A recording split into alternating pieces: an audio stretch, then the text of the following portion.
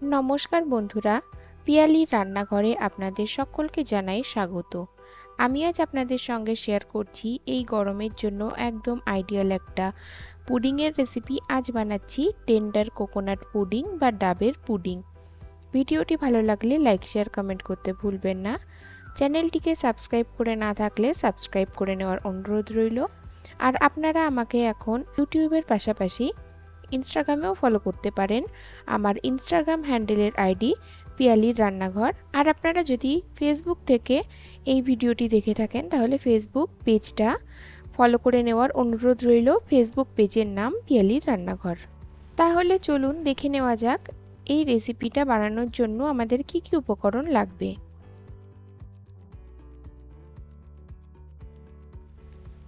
প্রথমেই আমি নিয়ে নিচ্ছি একটা সসপ্যানে 2 কাপ পরিমাণ দুধ। এই দুধটাকে কিন্তু আমার আগে থেকে জাল দেওয়া আছে। তো এবার হাই ফ্লেমে আমি দুধটাকে গরম হতে দেব। যতক্ষণ দুধটা গরম হচ্ছে ততক্ষণ আমি এখানে একটা ডাবের থেকে শাঁসটা বার করে নিয়েছি। এবার এই শাঁসটাকে আমি একটু দুধ দিয়ে মিক্সিতে পেস্ট করে নেব। তো দেখুন দুধটা ফুটে উঠেছে।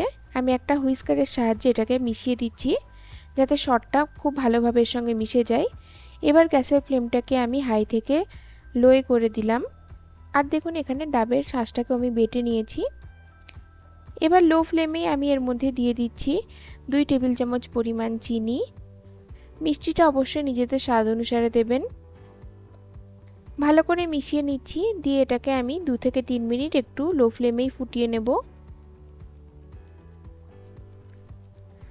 আর এখানে আমি ব্যবহার করছি আগার পাউডার। আপনারা যদি আগার পাউডার না পান তাহলে সেক্ষেত্রে জিলেটিন অথবা কর্নফ্লাওয়ার দিয়েও পুডিংটা বানাতে পারেন। 2 মিনিট পর আমি এর মধ্যে দিয়ে দিচ্ছি ডাবের যে পেস্টটা ছিল সেটা। ভালো করে মিশিয়ে নিচ্ছি। এবার লো ফ্লেমে আমি এটাকে 3 থেকে 4 মিনিট একটু ফুটিয়ে নেব। এই সময় এর মধ্যে দিয়ে দিচ্ছি এলাচ গুঁড়ো, দিয়ে মিশিয়ে নিচ্ছি। 3 মিনিট পর আমি এর মধ্যে দিয়ে দিচ্ছি 1 চা চামচ পরিমাণ আগার পাউডার। এটাকে ভালো করে মিশিয়ে আমি 5 মিনিট মতন ফুটিয়ে নেব। খুব বেশি আগার পাউডার কিন্তু ব্যবহার করবেন না, যতটা প্রয়োজন ততটাই ব্যবহার করবেন, না হলে কিন্তু বেশি দিয়ে দিলে ডেজার্টের টোটাল টেস্টটাই কিন্তু খারাপ হয়ে যাবে। তো যদি আগার ব্যবহারে অভ্যস্ত না হন তাহলে কর্নফ্লাওয়ার দিয়ে করতে পারেন।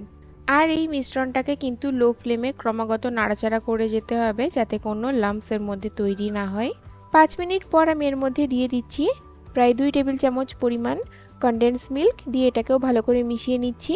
কিছুক্ষণ পরে দেখবেন যে মিশ্রণটা গাঢ় হতে শুরু করেছে, কিন্তু এই মিশ্রণটাকে খুব বেশি গাঢ় করে ফেলবেন না, তাহলে কিন্তু পুডিংটা শক্ত হয়ে যাবে। তো এবার আমি গ্যাসটা বন্ধ করে দিলাম। বন্ধ করে এটাকে একটু ঠান্ডা করে নেব।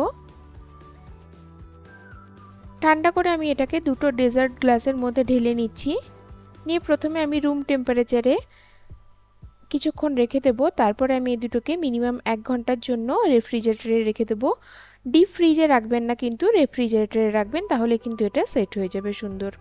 1 ঘন্টা পর ঠান্ডা ঠান্ডা ডাবের পুডিং সার্ভ করুন আর গরমে এনজয় করুন। তাহলে অবশ্যই একবার বাড়িতে বানাবেন। আর বাড়িতে যদি বানান আমাকে ইনস্টাগ্রাম বা ফেসবুকে শেয়ার করতে ভুলবেন না। তাহলে আজ আসি, আবার দেখা হবে নতুন রেসিপি নিয়ে।